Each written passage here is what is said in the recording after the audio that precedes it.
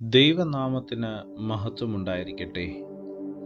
വലിയ നോമ്പിൻ്റെ 4-ാമത്തെ ദിനം, ക്രൂശിലേക്കുള്ളതായ നമ്മുടെ യാത്രയുടെ 4-ാമത്തെ ചവിട്ടുപടിയും നാം ചവിട്ടിക്കഴിഞ്ഞു. നമ്മുടെ ജീവിതത്തെ ഒന്നുകൂടി ദൈവസന്നിധിയിൽ സമർപ്പിക്കുവാൻ, നമ്മുടെ ജീവിതത്തെ ദൈവത്തോട് കൂടുതൽ അടുപ്പിക്കുവാൻ ഉള്ളതായ നിമിഷങ്ങളാണ്. ഇന്നത്തെ നമ്മുടെ ചിന്തയ്ക്കും ധ്യാനത്തിനുമായി തിരഞ്ഞെടുത്ത വേദഭാഗം വിശുദ്ധ മത്തായി എഴുതിയ സുവിശേഷം 5-ാം അധ്യായം അതിൻ്റെ 8-ാമത്തെ വാക്യം. ഹൃദയശുദ്ധിയുള്ളവർ ഭാഗ്യവാന്മാർ, അവർ ദൈവത്തെ കാണും.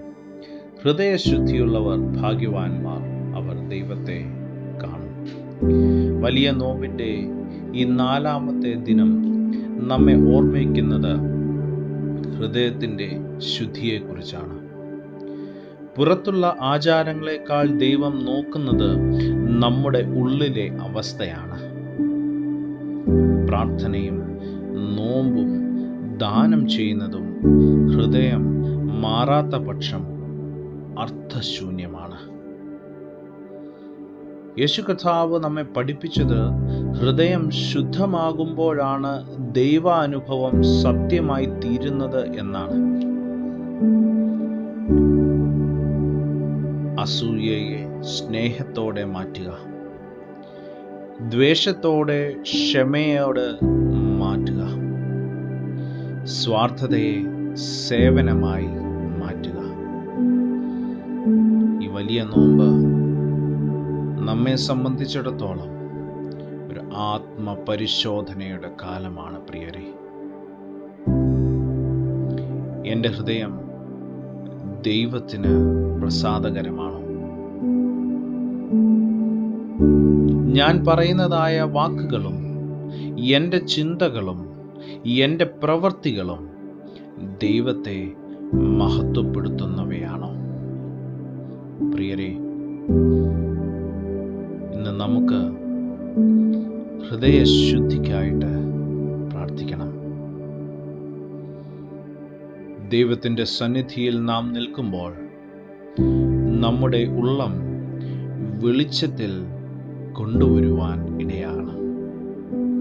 കാരണം ഹൃദയ ശുദ്ധിയുള്ളവർക്ക് മാത്രമാണ് ദൈവത്തെ വ്യക്തമായി കാണുവാൻ കഴിയുന്നത്. നമ്മുടെ ഹൃദയങ്ങളെ ദൈവസന്നിധിയിൽ സമർപ്പിക്കാം. നമ്മുടെ ഹൃദയങ്ങളെ ശുദ്ധിയുള്ള ഹൃദയങ്ങളാക്കി തീർക്കാം. കണ്ണുകളെ അടയ്ക്കാം, നമുക്ക് പ്രാർത്ഥിക്കാം. പരിശുദ്ധനായ ദൈവമേ, സ്വർഗീയ പിതാവേ, എൻ്റെ ഹൃദയം അവിടുന്ന് ശുദ്ധീകരിക്കണമേ. മറഞ്ഞിരിക്കുന്ന പാപങ്ങളെ നീ വെളിപ്പെടുത്തി എന്നെ പുതിയ മനുഷ്യനാക്കി, പുതിയ സൃഷ്ടിയാക്കി, ശുദ്ധ ഹൃദയമുള്ളവനാക്കി തീർക്കണമേ. സത്യസന്ധമായ ഹൃദയത്തോടെ നിന്നെ അനുഗമിക്കുവാൻ എനിക്ക് കൃപ നൽകണമേ. യേശുവിൻ്റെ നാമത്തിൽ തന്നെ ആമേൻ. ദൈവം അനുഗ്രഹിക്കട്ടെ.